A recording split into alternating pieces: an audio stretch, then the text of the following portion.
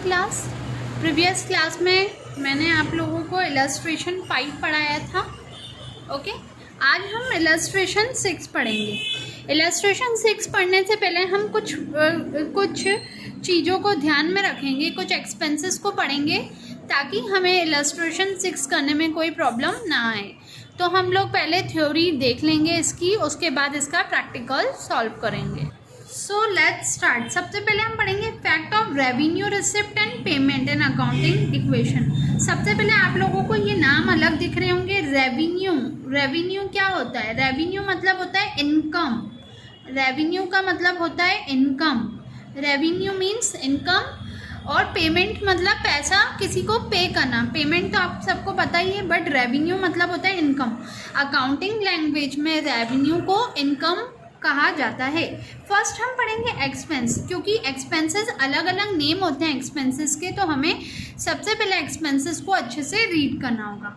There are many expenses incurred in business every day. Like business में हर दिन expenses होते हैं, जैसे कि वेजेस। अब ये क्या आ गया? वेजेस। वेजेस का मतलब होता है मजदूरी। वेजेस मतलब होता है मजदूरी। मजदूरी मतलब आपको पता है ना, लेबर, मजदूरी देना। इंटरेस्ट मतलब ब्याज। रेंट, स्टेशनरी, ये सब खर्चे होते हैं हमारे बिजनेस में जब हम बिजनेस करते हैं। तो if these are paid in cash then cash asset. अगर हम ये कैश में पेड करते हैं तो इसको कैश असेट डिनोट करते हैं। ओके, और business will reduce due to expense income of the business is affected, they reduce profit gain. अगर एक्सपेंसेस ज़्यादा हो जाते हैं या बिजनेस में तो अफेक्ट होने लगता है उसका प्रॉफिट में। Due to expense income of the business is affected. अब जैसे हम जितना खर्चा करेंगे उतना हमारा प्रॉफिट कम होता जाएगा। तो क्या होता है, एक्सपेंस से अफेक्ट होता है प्रॉफिट, और प्रॉफिट को गेन भी कहते हैं। Since owner of the business is entitled to get profit, it is added to the capital. जब जैसे कोई भी ओनर अगर प्रॉफिट कमाता है तो वो जितना भी फ़ायदा होता है वो किस में ऐड करता है? कैपिटल में। हम लोगों ने प्रीवियस क्वेश्चन करा था, यहाँ पे उसने फ़ायदा कमाया था 5,000 का, तो वो किस में ऐड करा? कैपिटल में। हमेशा फ़ायदा किस में ऐड किया जाता है? कैपिटल में। इसलिए इसको बहुत अच्छे से देखो। अब आउटस्टैंडिंग एक्सपेंस का क्या मतलब होता है? These are expenses which are incurred but have not been paid so far. ये ऐसे एक्सपेंसेस होते हैं जो कि होते तो हैं बट इनको पेड नहीं करते, मतलब बकाया। These do not reduce cash and remain as payable. Outstanding का अगर हिंदी में, शुद्ध हिंदी में बोलूँ तो आउटस्टैंडिंग का मतलब होता है बकाया। मतलब कि आउटस्टैंडिंग है, जैसे हमने अभी कब सैलरी हमारी पेड नहीं की गई या कुछ पेड नहीं करा तो वो आउटस्टैंडिंग मानी जाएगी, मतलब बकाया माना जाएगा। बकाया का मतलब होता है जिसको पेड करना बाकी है। बकाया मीन्स जिसको पेड करना बाकी है। तो आउटस्टैंडिंग एक्सपेंस को उसी में डिनोट करते हैं, बकाया में ही डिनोट करते हैं। अब because these expenses have been during the accounting year but as they are still unpaid। बकाया मतलब क्या होता है? अनपेड, अभी पेड नहीं करा गया। बकाया मीन्स होता है अनपेड, कि अभी पेड नहीं किया गया। अब प्रीपेड का मतलब क्या होता है? कि जो एक्सपेंस एडवांस में पेड करें हैं। प्रीपेड का मतलब अगर हम बोलें तो दूसरा वर्ड होता है एडवांस। प्रीपेड का दूसरा वर्ड होता है advance. These are expenses which have been paid this year but are related to the next accounting year। ये ऐसे expenses होते हैं जो कि इसी साल paid, which have been paid this year, जो कि हमने अगले साल के पैसे इसी साल पेड कर दिए। Since they have been paid in cash, इसको हम asset मानते हैं। और reduce and prepaid expense, balance sheet में इसका नाम प्रीपेड एक्सपेंस के नाम से लिखा जाता है। अब बैलेंस शीट क्या होती है अभी आप नहीं समझ पाओगे, अभी आगे धीरे धीरे अकाउंट्स पढ़ोगे तो बैलेंस शीट आएगी तो समझाऊंगी मैं। तो आप बस इतना याद कर लो, प्रीपेड का मतलब होता है एडवांस, और जो हमने आउटस्टैंडिंग पढ़ा था उसका मतलब होता है बकाया, मतलब अनपेड। ओके, अब हम प्रीपेड में अब रेवेन्यू रिसिप्ट पढ़ेंगे। रेवेन्यू मतलब कि इनकम। रेवेन्यू मतलब क्या होता है? इनकम। ओके, अब business receive many types of receipt in normal course of business activity. Business करते समय हम बहुत सारी बिजनेस एक्टिविटी करते हैं तो हम इनकम रिसीव करते हैं। Sir receipt are termed as revenue. जो भी रिसिप्ट करते हैं वो किस में मानी जाती है? रेवेन्यू रिसिप्ट के अंदर। By the business. Example of such receipt are, जैसे आपने इंटरेस्ट रिसीव करा या कमीशन रिसीव करी, interest receive, commission receive etcetera. When such revenue are receipt cash of the business increase. जब भी कोई चीज़ें ऐसी चीज़ें इंक्रीज होती हैं तो इसका मतलब हमारा बिजनेस इंक्रीज हो रहा है। And also the capital. तो कैपिटल का मतलब क्या होता है? सबसे पहले कैपिटल मतलब होता है पूंजी। कैपिटल मतलब होता है पूंजी, हमेशा याद रखना। कैपिटल मतलब क्या होता है? पूंजी। पूंजी मतलब जो हमारी बिजनेस की पूंजी है, जिसके थ्रू हम पैसा कमाएंगे और आगे चलकर। अक्रूड इनकम क्या होता है? Those income which has been earn but have not been receive by the business. ऐसी इनकम, जैसे सर्विसेज दे दी हैं, पैसे देना बाकी है। जैसे प्रीपेड का मतलब होता है कि पहले पैसे मिल गए और सर्विस बाद में थी। जैसे आपने स्कूल फीस पहले एडवांस में पेड कर दी, अब आपको वो पूरा महीना पड़ाएंगे। और कुछ पेरेंट्स क्या करते हैं, महीने के लास्ट में पेड करते हैं। तो क्या करते हैं, वो पहले पूरी सर्विसेज ले लेते हैं फिर पैसा पे करते हैं। तो अक्रूड मतलब होता है पूरी सर्विसेज देने के बाद पैसा मिलेगा। प्रीपेड मतलब होता है एडवांस पेमेंट करना। ओके। अनअर्न्ड इनकम मतलब होता है ऐसी इनकम जो कि next accounting year have been receive in current year. एक करंट ईयर का पैसा नेक्स्ट ईयर में मिलेगा। ऐसा पैसा जो अनअर्न्ड है, अभी अनअर्न मतलब अभी कमाया नहीं है। This income cash but as business has not earn this income therefore it is treated as liability. Business के लिए ये लाइबिलिटी होता है कि बिजनेस को पैसा देना है उस सामने वाले पर्सन को। तो बिजनेस के लिए लाइबिलिटी क्यों हुई?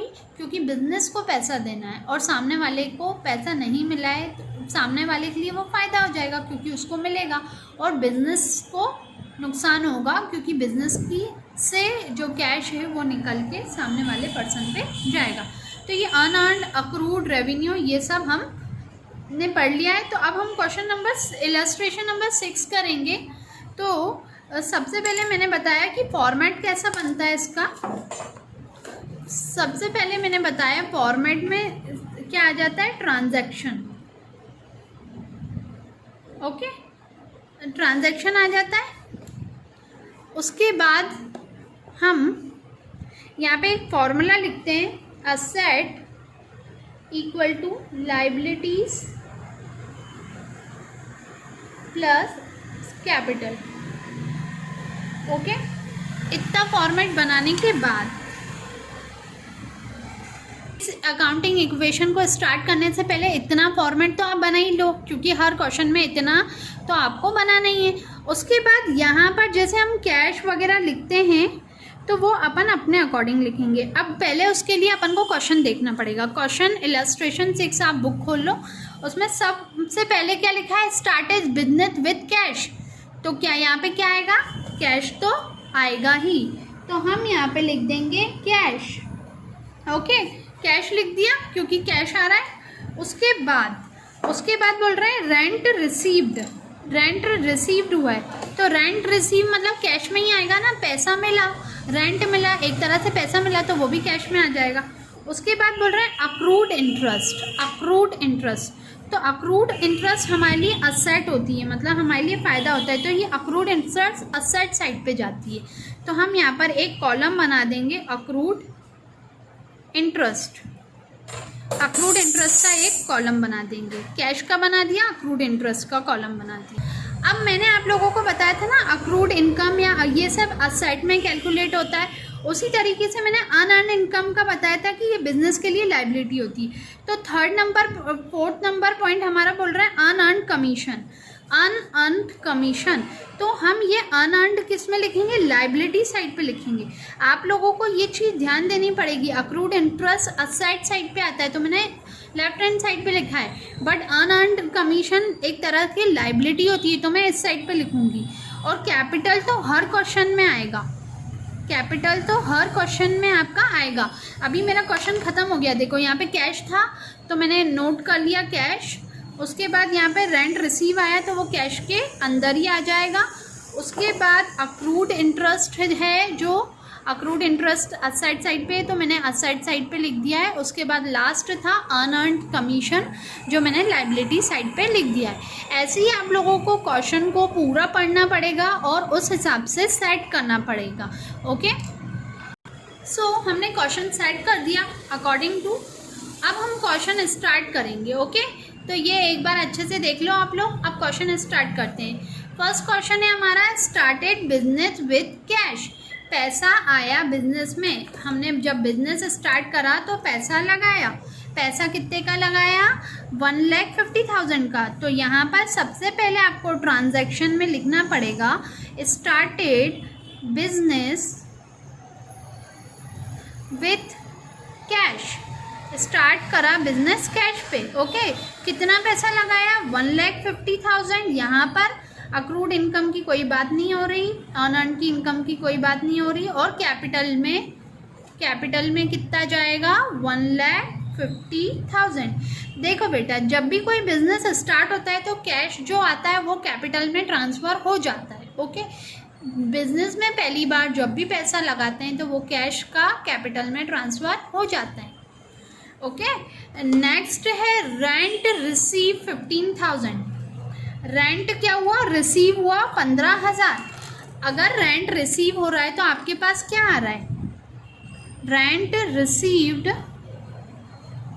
15,000। ठीक है, रेंट रिसीव हुआ 15,000, तो यहाँ पे 15,000 रेंट रिसीव हुआ तो कैश में 15,000 बढ़ गए। अक्रूड इनकम इंटरेस्ट की कोई बात नहीं हुई, अनअर्न इनकम की कोई बात नहीं हुई, और कैपिटल में आपके 15,000 बढ़ जाएंगे। देखो, आपको एक तरह से किसी ने रेंट दिया है तो एक तरह से हमारा बिजनेस बढ़ रहा है, कैपिटल बढ़ रही है। अब एक बात और, जब भी दो एंट्रीज दो के बाद हम क्या कर लेते हैं? सेटलमेंट करते हैं। 1,50,000 में 15,000 ऐड करेंगे तो 1,65,000 प्लस 0 इक्वल टू 0 प्लस 1,65,000। एक बात और, असेट और लायबिलिटी दोनों बराबर होनी चाहिए। ये भी 165 है, ये भी 165 है, इसका मतलब हमारा क्वेश्चन सही है।